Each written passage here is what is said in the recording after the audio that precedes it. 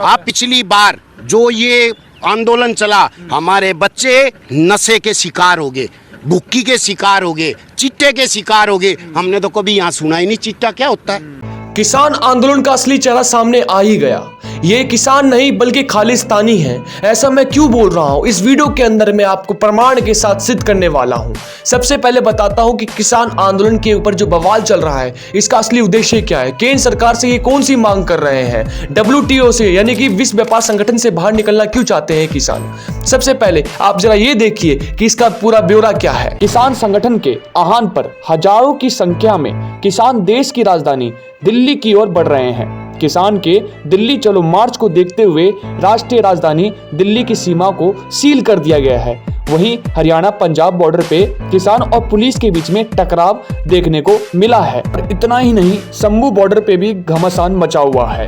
Police पर पथराव के बाद इलाके में आंसू गैस के गोले छोड़े गए हैं।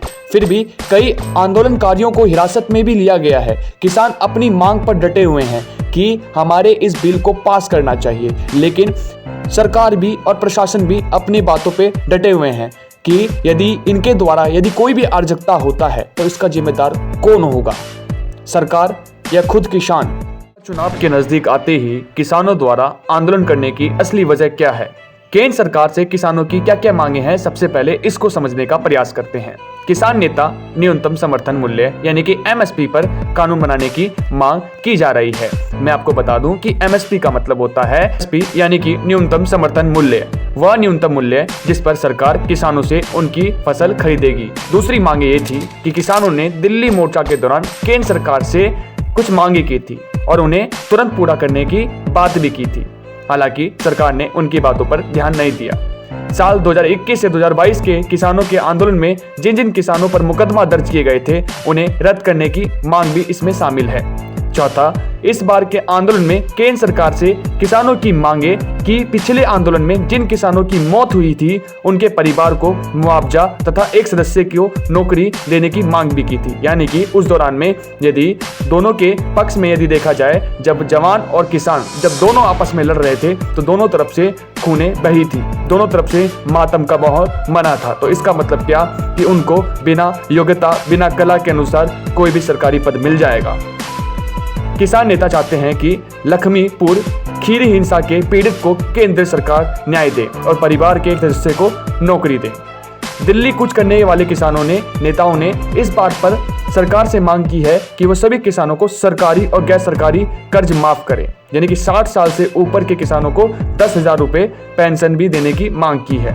किसान कृषि दुग्ध उत्पादों, फलों, सब्जियों और मांस पर आयात शुल्क कम करने के लिए भी भत्ता बढ़ाने की किसानों द्वारा मांग की जाने लगी है।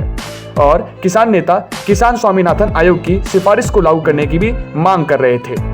केंद्र सरकार से किसानों की कीटनाशक, बीज और उर्वरता अधिनियम संशोधन करके कपास सहित सभी फसलों के बीज को गुणवत्ता में सुधार करने की मांग की जा रही है।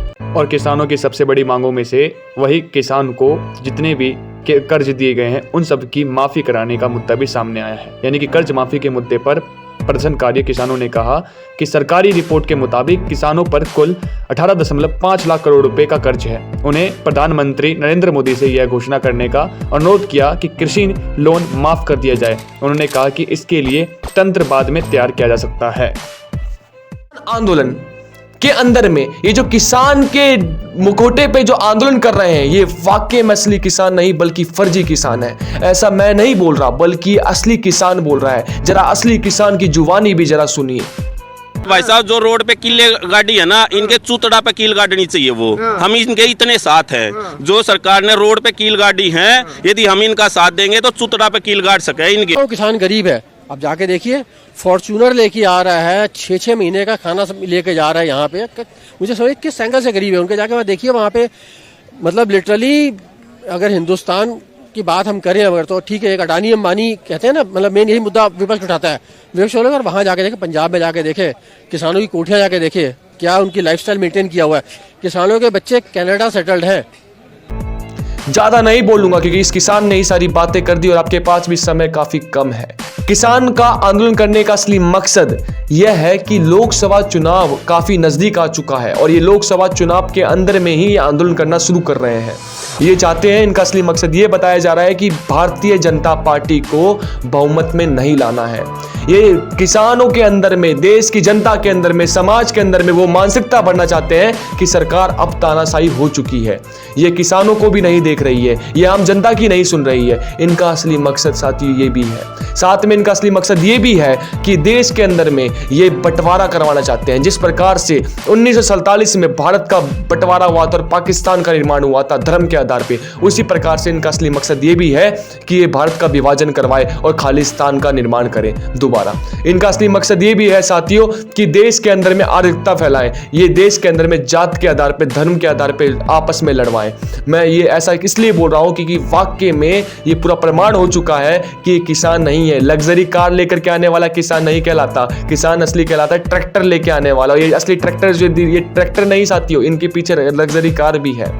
मैं आपको ये भी बता दूं इस वीडियो के अंदर में कि ये जो किसान, ये जो मुखौटा लगा के किसानों को बदनाम करने का प्रयास कर रहे हैं, भोले वाले किसानों को, ये किसान भी समझ चुके हैं कि हमारे आड़ पे, हमारे नाम पे जो राजनीति कर रहे हैं ये बिल्कुल समाप्त कर रहे हैं। ये वही लोग हैं जो चुनाव के समय में हल्ला गुली करेंगे, उसके बाद सरकार से पैसा ऐंठ लेंगे, उसके पास फिर शांत बैठ जाएंगे। इनका कोई ईमान, इनका कोई धर्म नहीं है, बल्कि ये राजनीतिक है। इसको समझने का प्रयास कीजिए।